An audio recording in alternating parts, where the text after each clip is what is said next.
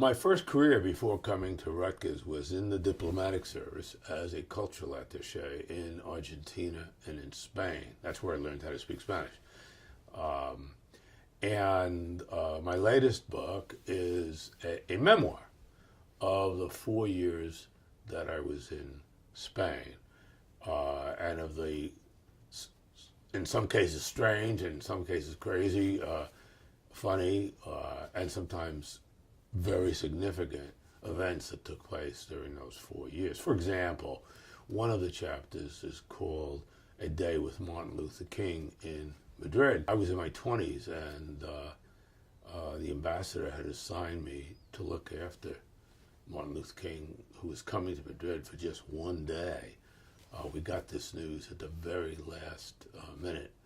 And the ambassador assigned me, even though I was the youngest and most junior guy at the embassy, because he knew I'd written my MA thesis on the Montgomery bus boycott that first brought Martin to world attention. And so this was, the kind of thrilling thing. We just hung out. I mean, we were together all day, and a lot of amusing things happened. I mean, we think of King obviously as a great American, as an icon. That huge statue we have of him in Washington. I know him as a cuddly guy that we're hanging out and on a first name basis, and we're just talking and about our lives, his life, my life. It was really a pretty thrilling thing. And then there were chapters like that all through the book. One other I might mention right off is the famous or infamous Palomares stories. Palomares was a little town in the province of Almeria in the south of Spain. A B-52 bomber, U.S. bomber, collided with a KC-135 tanker that was refueling it, and it all exploded in the sky. And most of the airmen were killed, American airmen were killed. Some came down alive. But the 4 hydrogen bombs on that plane came down, 3 of them landing on this little town of Palomares and 1 just off the town in the Mediterranean Sea. And luckily they weren't armed. So this was the biggest story in the world for some months. Because of a number of things. First, because of the radiation. There was radiation, not from a nuclear explosion, but because 2 of the bombs cracked open when they hit the ground, and the plutonium came out.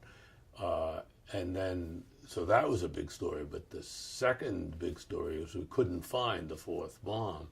It was out in the middle of the Mediterranean, and a Spanish fisherman kept saying, "Well, I know where it is. It came down right by my boat." Nobody would listen to him because they said, "Well, what do you know? I mean, the water's the water."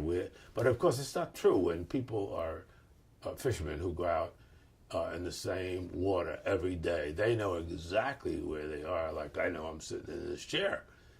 And they wouldn't listen to him for several months, and then finally they did, and sure enough, there it was, exactly where he said it was, but at a very great depth, and there was a great danger of how you could get this thing up, and then the cable broke, and it had to do it again. So I was involved in that story. The embassy wasn't doing anything else but being involved in that story. I was one of those people who, when Jack Kennedy, Jack Kennedy said, "Ask not what your country can do for you," in his inaugural address, I was actually one of those people who said, "Here I am, Jack." I was of that generation of young people. I think very similar to a lot of young people with regard to Barack Obama today, who were suddenly turned on to government and excited by a president that was young and vital and a lot of fun. And then on top of that, Edward R. Murrow, who is probably the most distinguished broadcast journalist in American history. He was the one who brought McCarthy down in the early 50s. Edward R. Murrow now in the 60s, agreed to head up the United States Information Agency, came out of CBS and went into government. He was as attracted to being part of Kennedy's administration as I was attracted to being it. So he was my boss and Kennedy was his boss, and it was a very exciting place and time to be in government. And let's remember, this is before the tragedies and disappointments of Vietnam. This was before Watergate. This was certainly before the misery of Iraq.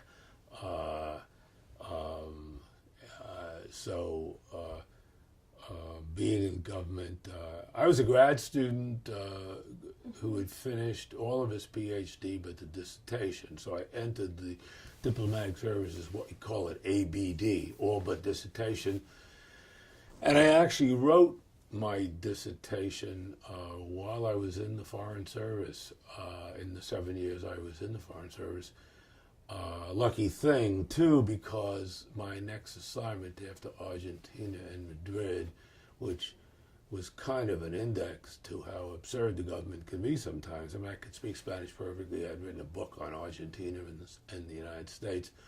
I was very much hooked into the Latino world, and I was now assigned to go to Vietnam as the U.S. cultural attaché. I wasn't sure how you could be a cultural attaché with trying to get people to read Mark Twain and listen to jazz while bullets are flying over your head and bombs are being dropped on you.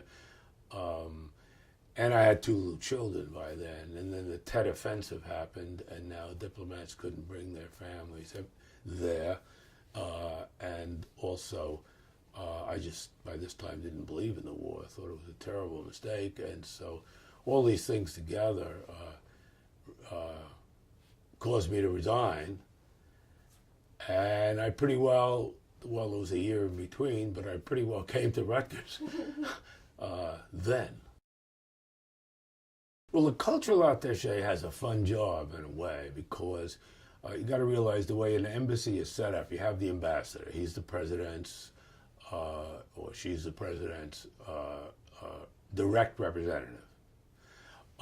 And the ambassador has a staff in every embassy of all kinds of attachés. And so in the cultural section, for example, we had a cultural attaché and 3 assistants. I was the most junior of the assistants. And basically what you're doing as a cultural attaché is you're saying to the people in the country where you are, we Americans are pretty nice people. We make some mistakes sometimes, but and let me introduce you to American culture, to American literature. So in a way, I was like a professor of American studies in the government,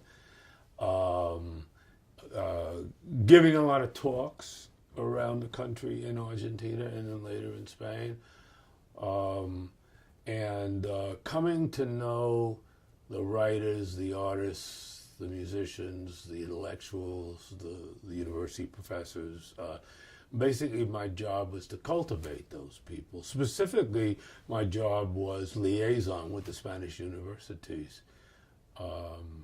And then later on in my 4 years there, we built a new cultural center called the Casa Americana, and I was named director of it. So I not only did what I did before, but I had a cultural center in which to do it, in which to invite distinguished American writers and artists and jazz bands and whatever. A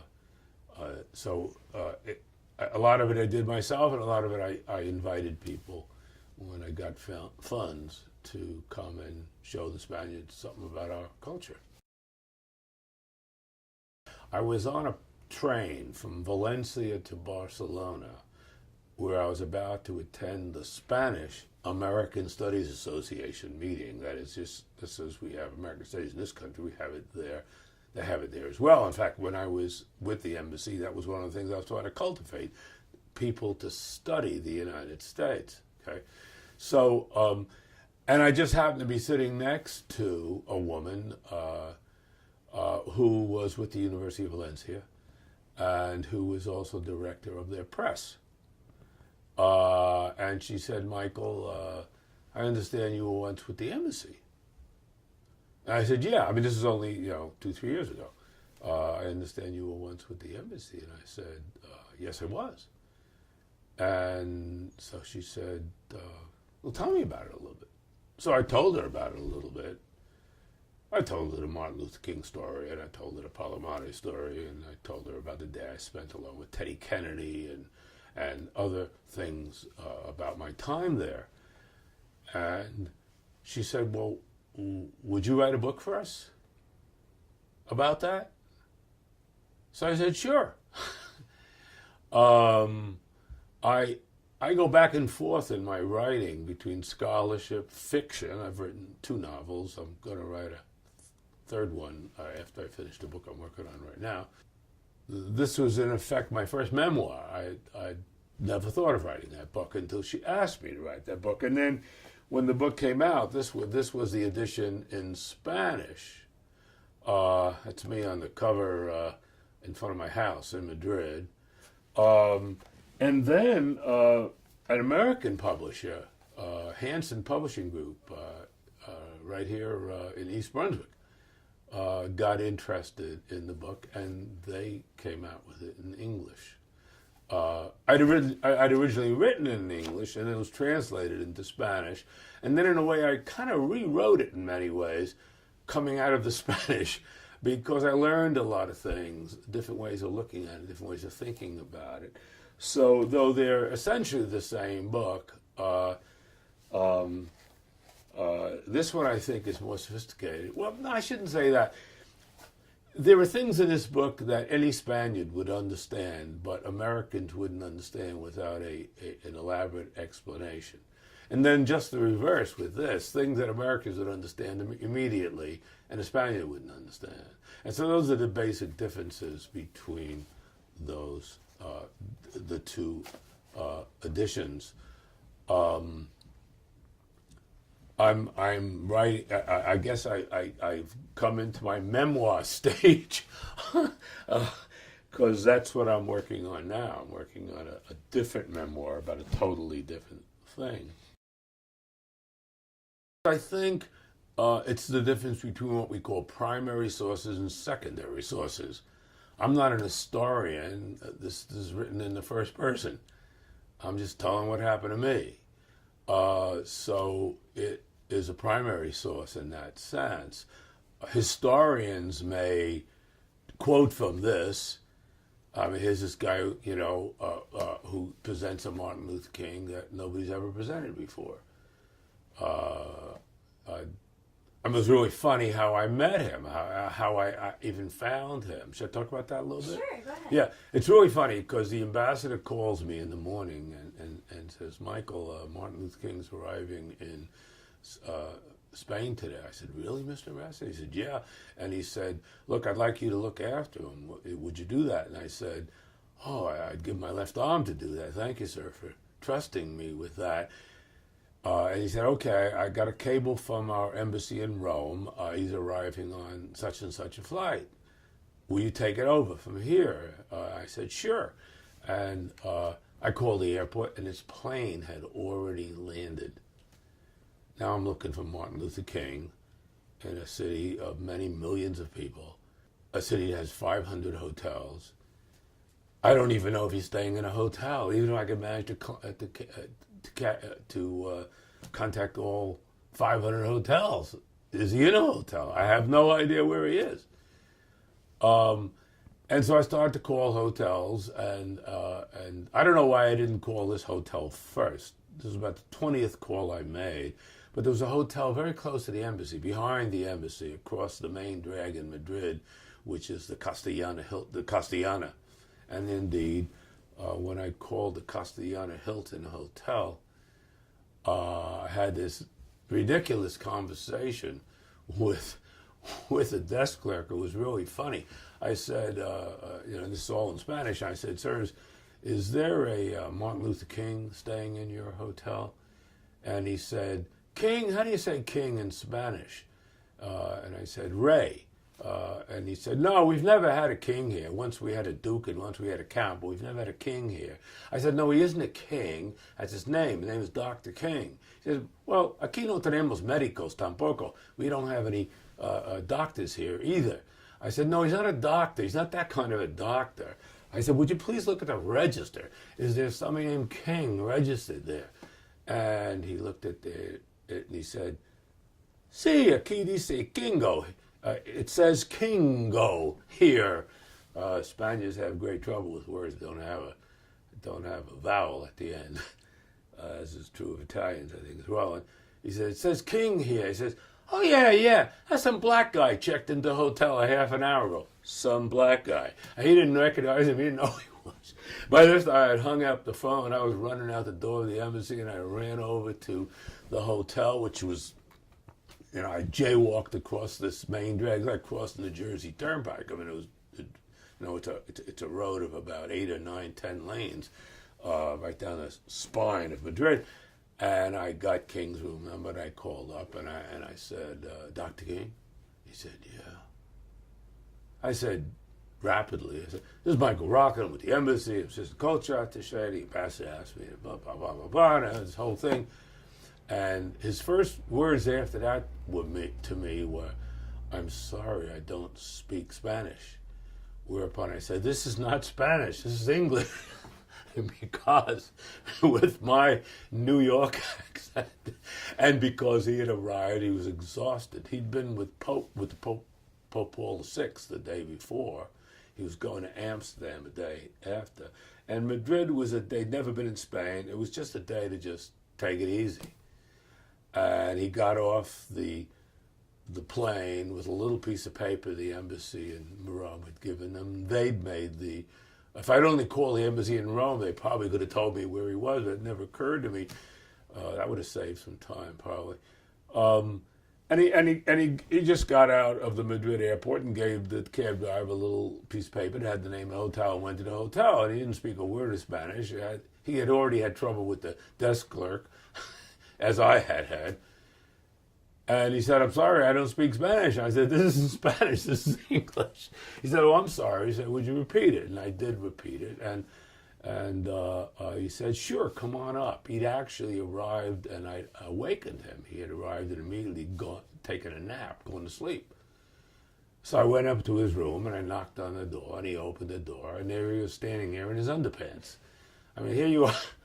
I mean, this is where history. I mean, this is why what historians write about often isn't as interesting, or they rely on primary sources. Now, how can a historian know that Martin Luther King was in his underpants?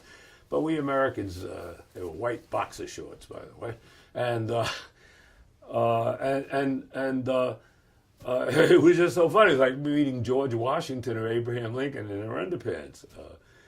And when I tell this story sometimes to my students, for them, the 60s is ancient history. For me, it's not, but for them it is. And so they just find this unbelievable, because for them, Martin Luther King is well, he's like that statue in Washington. He's an icon, and I know him as a regular guy.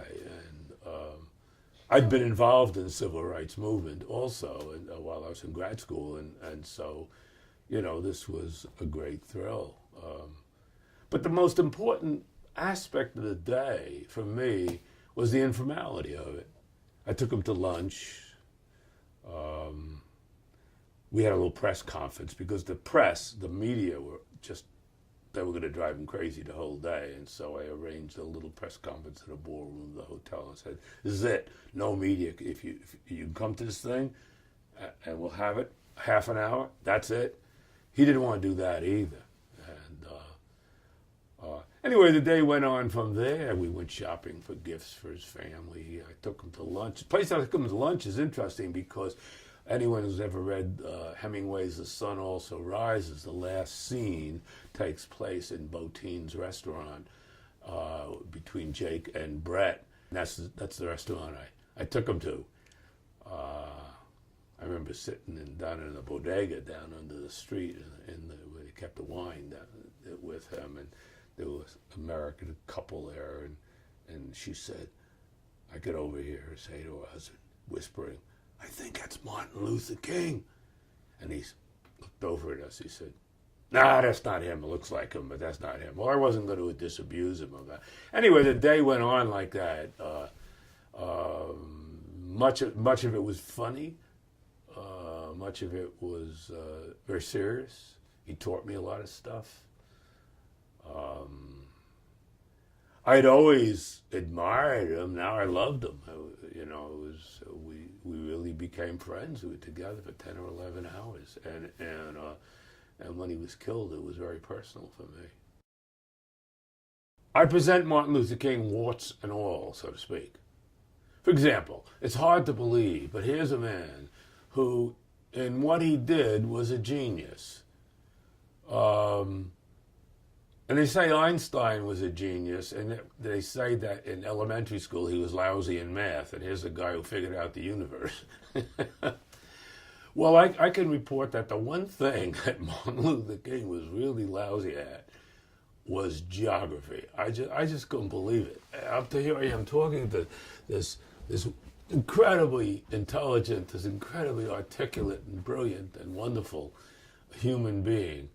But he didn't know where anything was. It was the most amazing thing. I thought he was putting me on. We were sitting in we spent much of the afternoon walking in Retiro Park, which is just behind the Prado Museum and is like the Central Park of Madrid. Beautiful park. And we walked through the park, and we had a coffee a couple of times, and we're sitting having coffee. And he said to me, "Michael, if you don't mind my asking, we're in Madrid now, right?" "Yeah." He said, "So, and I was in Rome yesterday with the Pope, right?" "Yeah." "So, where's Rome from Spain?" I said, "What do you mean, where's Rome from Spain? What direction is Rome from Spain?" So I got a napkin and a ballpoint pen, and I sketched in the Iberian Peninsula, put Portugal in there, and I did a little bit of France, and I did the Italian boot, and I put Rome there. I said, "Well, Rome is basically east of here, Martin," because we were on a first-name basis. I mean, it was just, he said, "Oh, okay. And tomorrow I'm going to Amsterdam," because he was going to keynote an international Baptist convention in Amsterdam. And he said, "Tomorrow I'm going to Amsterdam. Where's Amsterdam from here?" I keep thinking, is he putting me on? Is this some kind of a joke? I said, "You really want to know?" And he says, "Yeah." And so I sketched in on the same napkin, Northern Europe, a little Scandinavia up here, Norway, Sweden, and there's more or less Amsterdam's over here. And then he asked me, and then I thought, he's got to be putting me on. Okay, so I'm in Madrid here, and here's Rome, and here's Amsterdam. Where's the United States from here? So I just looked at him. I said, "Martin, you're putting me on." He said, "No, really, I want to know." So I sketched in the East Coast, sort of Maine, down here to Florida, around like that, and then between them I put some waves, just waves in the water, and I never knew what happened to that napkin. I think he kept it. I don't remember, really, to tell you the truth. By the way, one of the problems with writing a memoir is, what do you remember? And what do you choose? When time goes by, we remember what we choose to remember. Even if somebody were to ask you about something, or ask me about something I did 5 minutes ago, I would relate the story according to the way my mind works. You and I, for example, might have experienced the exact same thing 5 minutes ago. And if I said, let's write a one-paragraph narrative of what happened 5 minutes ago, we would write two different stories. Because I have a different prescription than you have, so to speak. I mean, I see the world differently, and we all do. And so I'm very conscious when I'm writing a memoir that it is what I choose or what I have chosen to remember. I mean, I try never to make things up. I try not to lie or exaggerate. I think I exaggerate a little bit, to tell you the truth.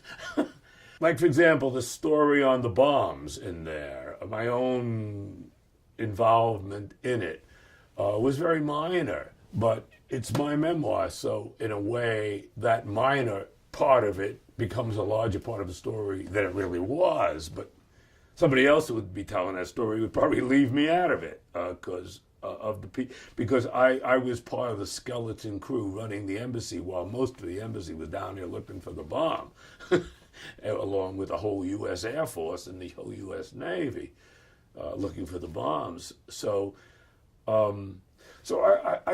memoirs are tricky in that sense. I mean, I think they're very subjective, let's put it that way. Now, there have been memoirs that have been written in recent years. There was this guy who was on the Oprah show, I forget the name of his book, who made the whole doggone thing up. I mean, if you want to write fiction, which I do, write fiction. But if you're going to write nonfiction, even a memoir, recognizing that it is subjective in terms of it's your brain and your eyes that are focused on this story. Don't make anything up, for goodness sake. But it is tricky. It is tricky. The memoir I'm writing now takes place even earlier than in the Foreign Service. Between the ages of 20 and 22. Should I talk about that a little bit? Well, one of the chapters, the first chapter, is called How I Managed Not to Shake Hands with Francisco Franco. I was representing the embassy at something, and I was damned if I was going to shake hands with him. And yet it was my job. And it's a story of how I hid at a big diplomatic reception. I hid behind something as he went by, and then I came back out again. And it's also in that chapter the story of the fascists and Nazis, actual Nazis, who were living in Spain very comfortably under Franco's protection. And I'd meet some of these people sometime, and I wanted to punch them out, but I was a diplomat. That was very difficult.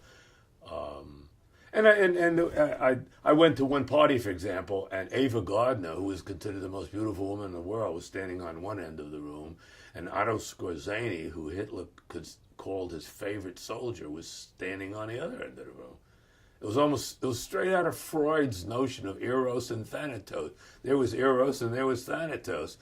And so I wasn't going to go down by Skorzeny because I probably would have gotten into a fist fight. And I was a guest of the Spanish government. That would not have been too cool a thing to do, even though I would have wanted to myself. So I ambled down to Ava, and I said, Miss Gardner, I said, I've always enjoyed your movies very much. And she said, young man, you speak English beautifully. I said, well, that's because I'm an American. I'm with the embassy.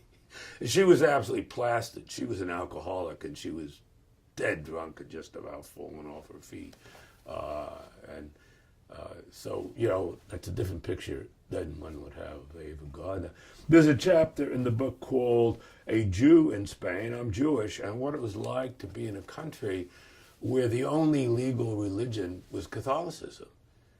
I was in a bar in northern Spain, and drinking this wonderful cider they make up there, which is a hard cider, but you pour it in a certain way. You pour it into a glass with a wide mouth, which you hold in your left hand if you're a righty, and you angle it out, and you hold the bottle over your head, and you pour it so it hits the outside rim and bounces in and gets bubbly. And of course, most of it was running down my left leg, but one of the guys said to me, so what are you, a Catholic or an atheist? Those were the only possibilities from the point of view of these guys in this little town in northern Spain.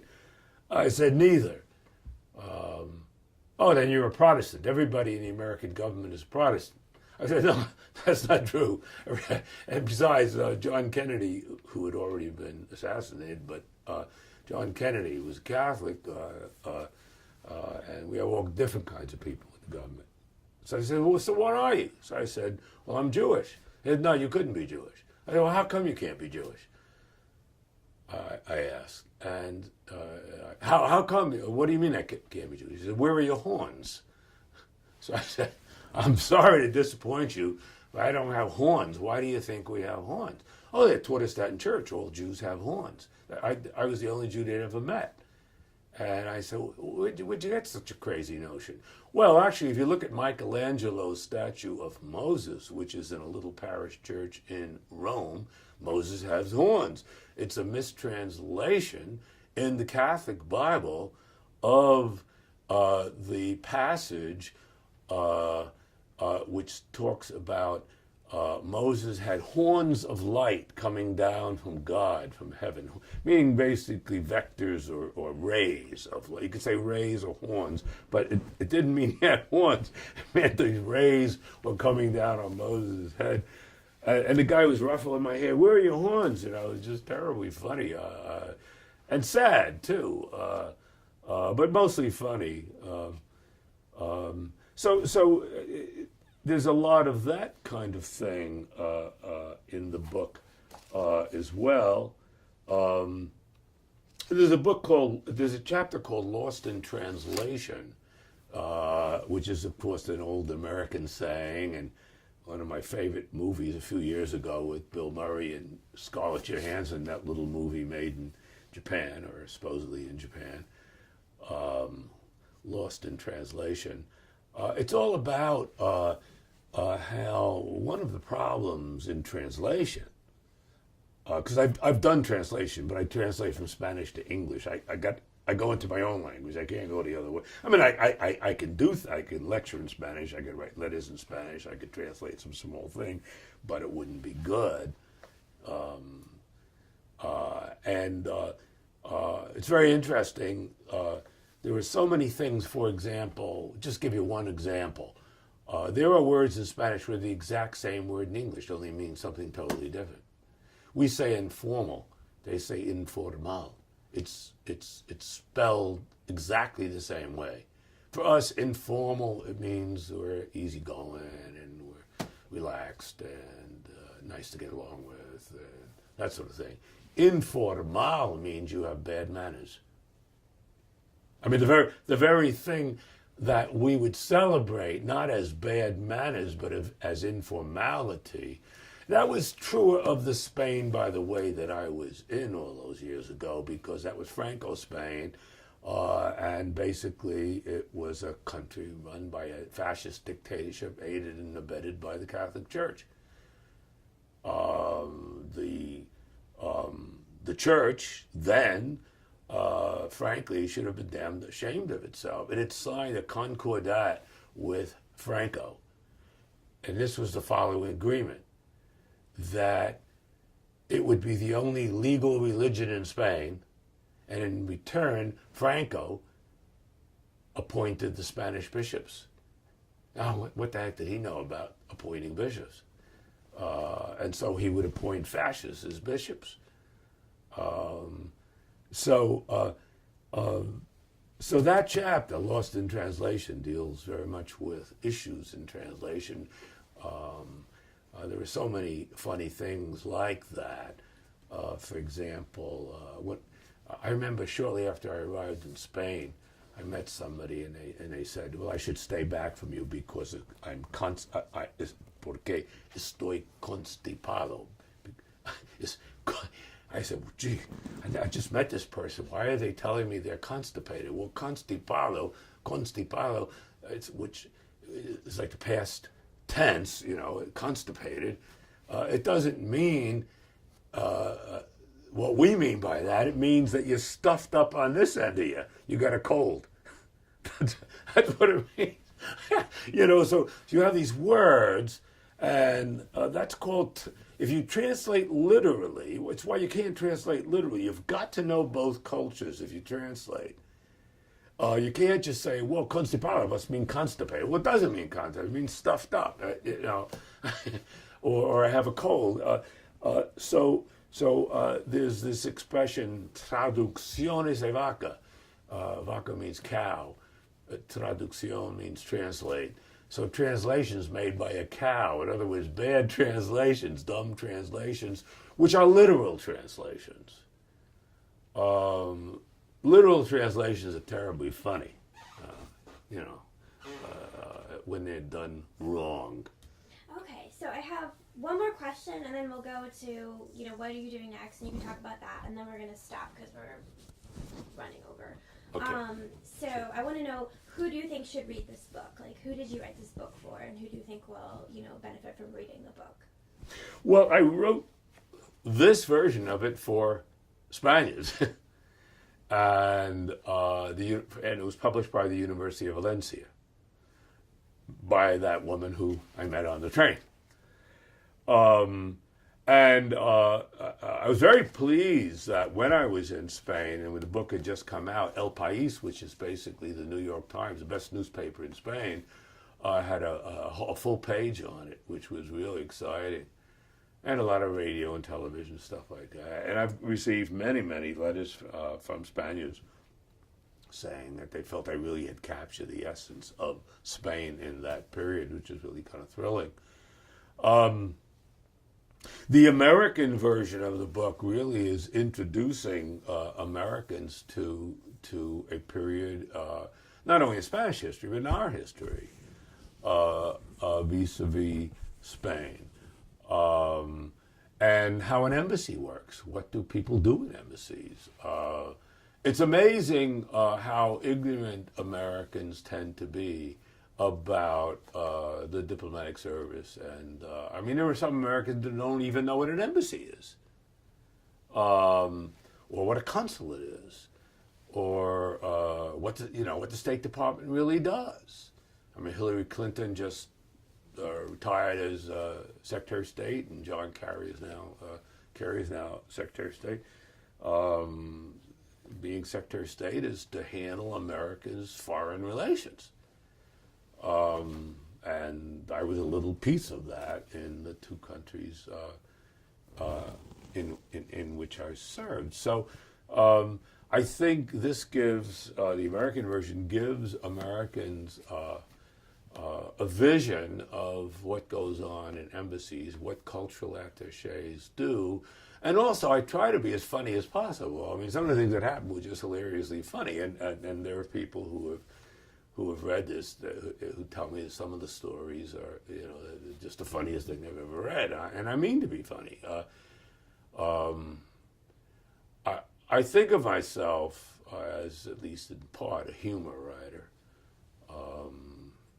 The world's a vale of tears. The more you can get people to laugh, the better. So I consciously try to do that in my storytelling and in my classes as well. I try to. I guess I think of myself as a storyteller, whether it's in fiction or nonfiction. I mean, most professors are scholars, and in my early career at Rutgers, I basically did scholarship, and then I increasingly moved towards journalism and memoir, and then fiction. I just had to get brave enough to do fiction. That took some doing, I think. I always say, if you go to graduate school and get a PhD, you're ruined for life if you want to write fiction, because you've worked on one side of your brain and the other side is totally vacant. So it took me.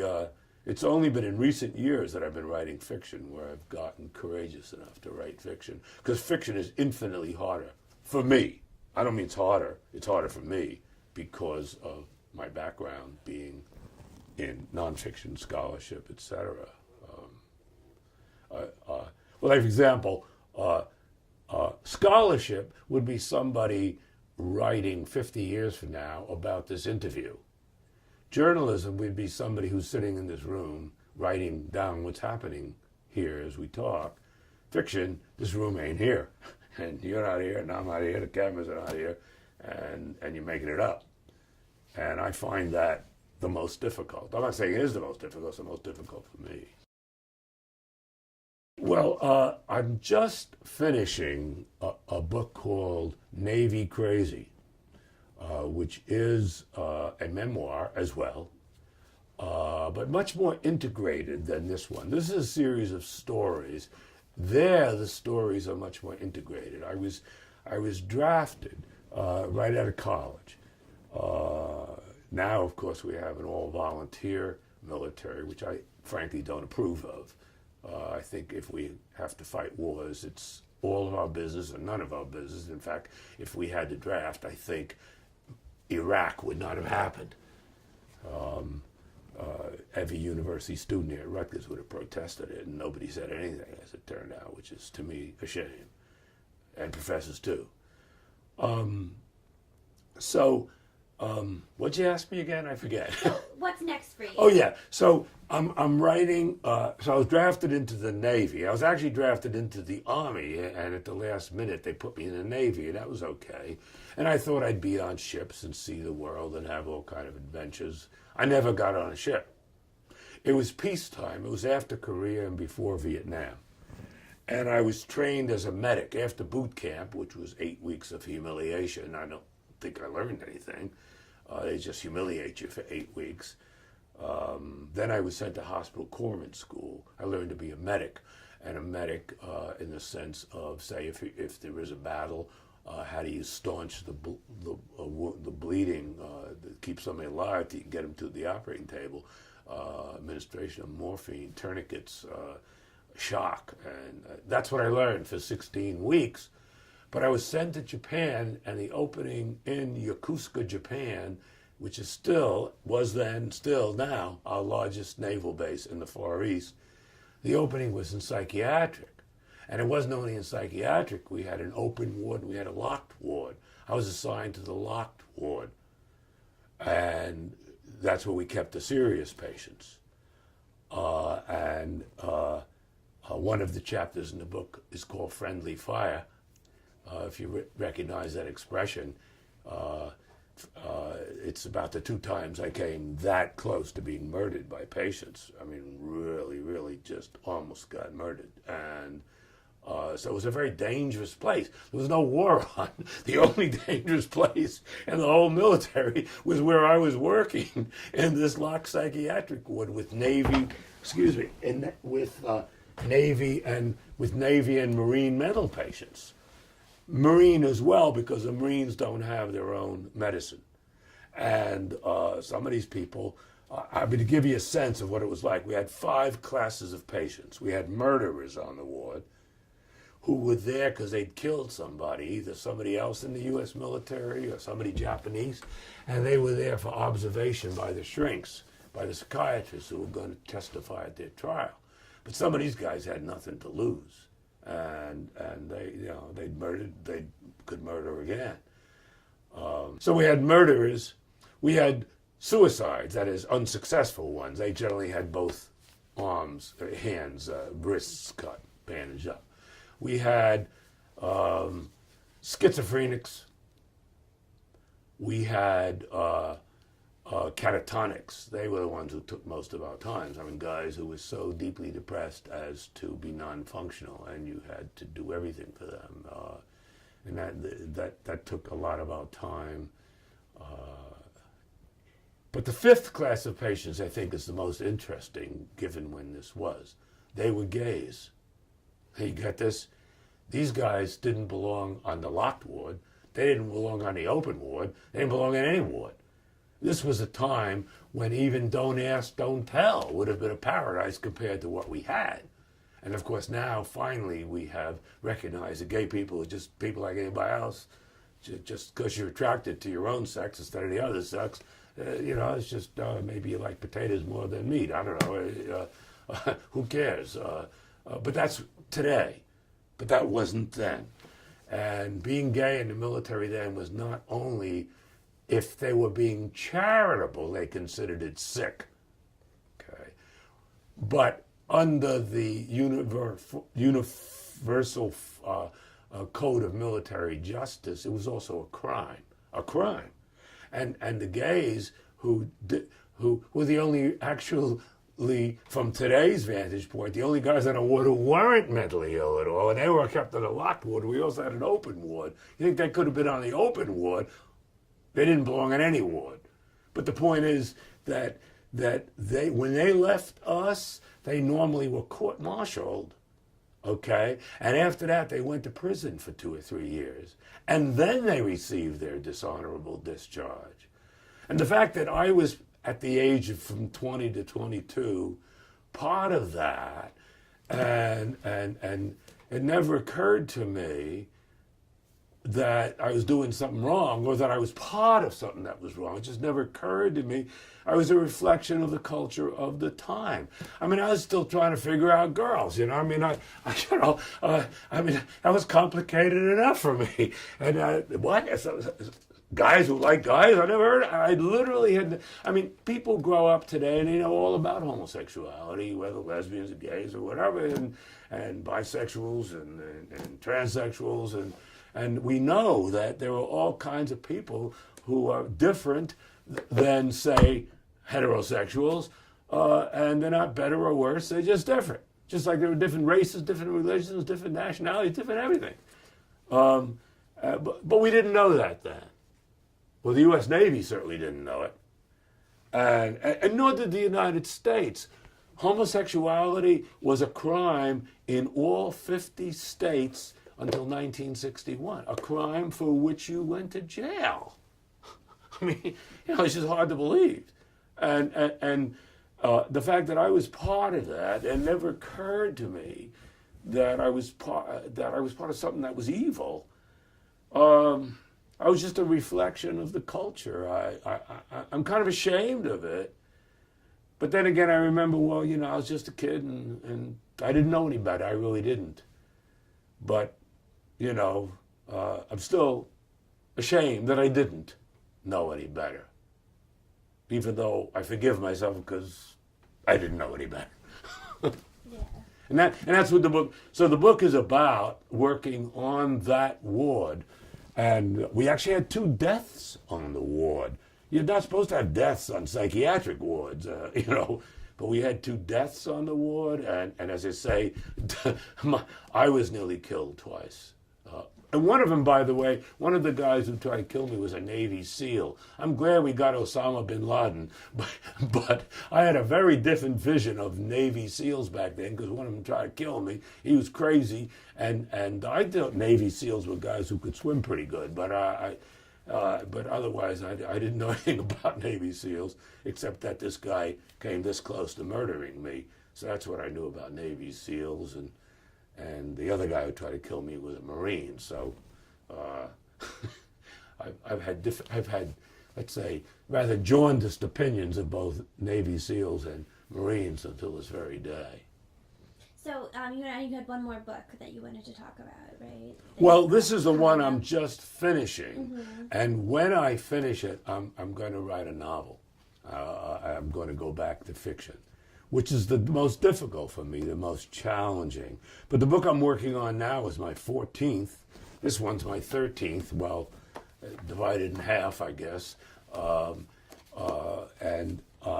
think I'm going to be brave enough again to write another novel that I've thought about now for a long, long time. In fact, I started to write that novel before this book and even before the Navy book and put it aside.